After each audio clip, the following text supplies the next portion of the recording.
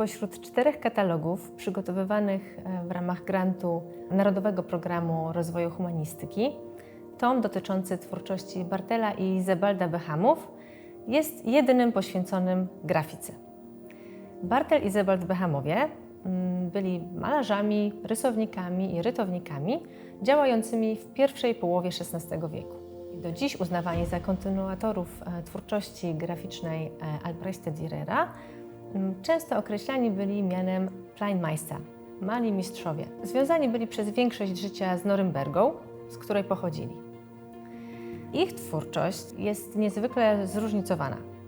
Tematy ich rycin dotyczą zarówno scen biblijnych, są to wizerunki świętych, sceny mitologiczne, sceny zabaw wiejskich, także przedstawienia alegoryczne oraz ryciny ornamentalne.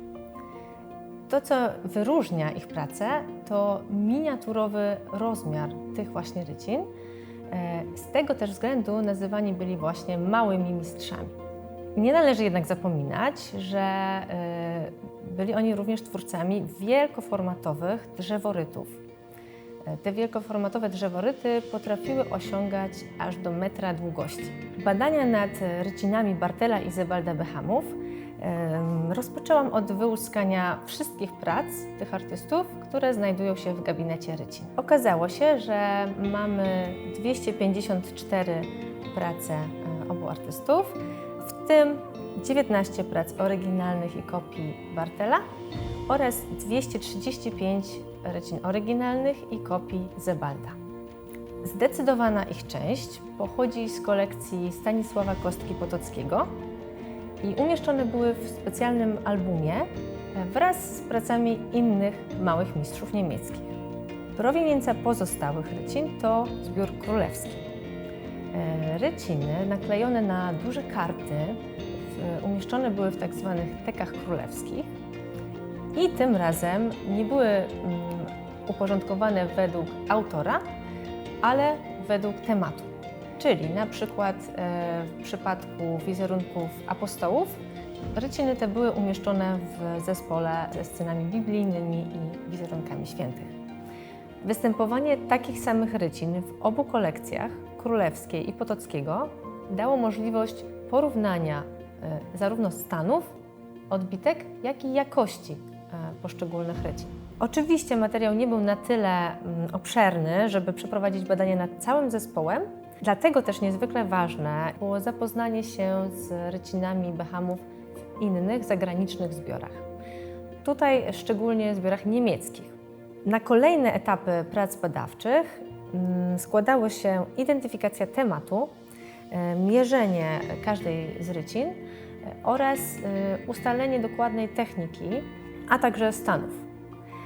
Informacje te były konfrontowane z podstawowymi narzędziami pracy badaczy grafiki, jakimi są katalogi rozumowane z serii The Illustrated Batch oraz Holstein's German Engravings, Etchings and Woodcuts. Nie sposób pominąć tutaj katalogu Gustawa Pauliego, badacza, który jako pierwszy w tak obszerny sposób opracował graficzny œuvre Behamów. Publikacja pochodzi co prawda z początku XX wieku, jednak nadal jest cennym źródłem informacji. Ja zdecydowałam, że uporządkuję mój katalog według kolejności zaproponowanej przez Pauliego. Bardzo pomocne były opisy kopii, które podał Pauli pod każdą z rycin. Niektóre ryciny, które do tej pory uznawane były w gabinecie rycin za oryginały, okazały się kopiami. Oczywiście dzisiaj możemy posiłkować się doskonałej jakości zdjęciami, jednak nic nie zastąpi kontaktu z oryginalnym dziełem graficznym. Możemy przyjrzeć się detalom, przede wszystkim możemy zobaczyć rozmiar też danej odbitki, co w tym przypadku też jest niezwykle ważne, i dokładnie przeanalizować zastosowane techniki. Studia w zbiorach graficznych umożliwiły mi również zapoznanie się z innymi pracami Behamów, między innymi z drzeworytami, których u nas w zbiorze jest akurat dość mało. W gabinecie rycin znajduje się zaledwie 11 prac Zebalda Behama wykonanych w tej technice. 10 z nich tworzy interesującą serię pokazującą patriarchów Starego Testamentu, ich żony i dzieci. Kilka prac pochodzących z tego cyklu to jedyne w całym katalogu, przy których można było sprawdzić verso każdej z odbitek, zbadać papier i zobaczyć, czy jest tam filigran. Nieoceniony był także dostęp do najnowszej literatury, która często w Polsce jest niedostępna. Ta możliwość sprawiła, że mogłam bazować na aktualnym stanie badań i włączyć też najnowsze interpretacje do mojego katalogu. Warto przywołać pewną ciekawostkę. Okazało się, że wolumin z pracami małych mistrzów niemieckich zawiera informacje o tym, przez jakiego introligatora i w którym roku został wykonany.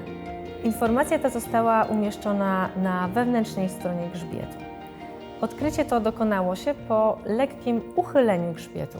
Wyjątkowość prac graficznych Behamów polega na tym, że są one miniaturowych rozmiarów, a tematyka jest niezwykle zróżnicowana. Badania nad ich pracami graficznymi prowadzone są od lat, ale w ostatnim czasie były jeszcze bardziej zintensyfikowane, przede wszystkim ze względu na to, że równolegle z pracami nad moim katalogiem powstawał nowy tom Holsteina. Uwzględnienie rycin Behamów z naszego zbioru i włączenie ich do tomu nowego Holsteina, z którego korzystają badacze na całym świecie, jest niezwykle ważne i było dla mnie dużą motywacją również w pracy nad moim własnym katalogiem.